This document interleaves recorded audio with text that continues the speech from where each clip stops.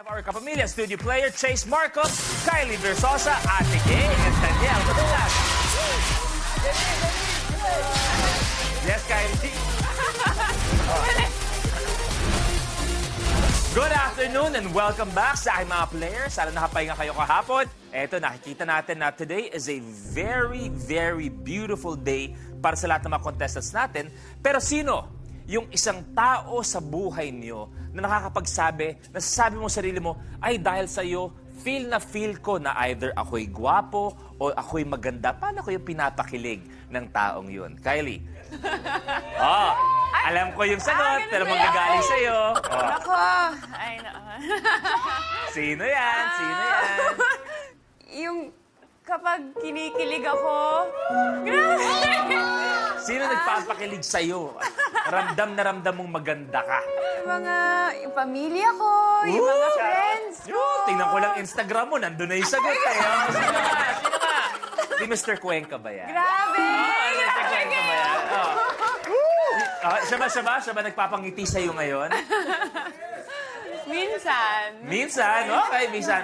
Ikaw Daniel, sino nagpaparamdam sa'yo na guwapo ko Huwag mo sabihin ako, ha? Hindi ikaw. Huwag ka mag-alala, hindi ikaw. Huwag ka, no?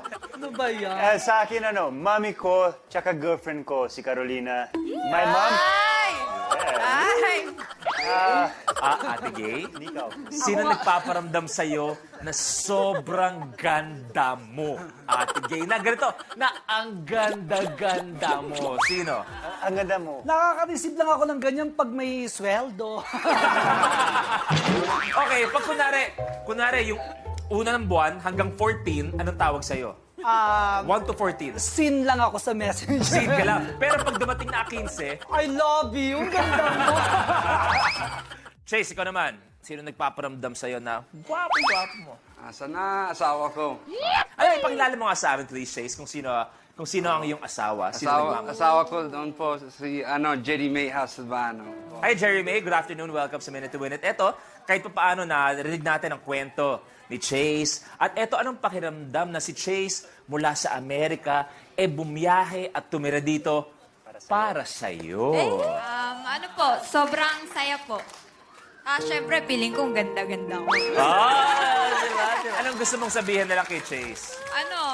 Good luck, galingan mo para sa baby natin. Mabuhay ang pagmamahalan yung dalawa. Okay?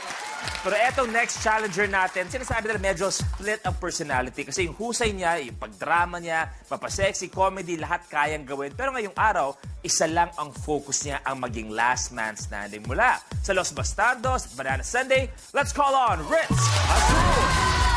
Hi, Ritz! Good afternoon and welcome sa Minute to Win It. Si Ritz din ay parang kahit pa paano, parang si Kylie, nakikita sa social media kung gaano kasaya ang kanyang puso, may ngiti, ang kanyang mga labi. Pero paano pinaparamdam ng iyong special someone na ang ganda-ganda mo? Siguro yung respect niya, yung care niya and concern. At lalo na pagkatabi ko si Ate Gay. Feel na feel ko maganda ako. Ate Gay, Nahiya naman ako Ate Gay, hindi compliment. Meron ba kayong perdible? Bakit? May puputukin lang. Kaya eto na, good luck sa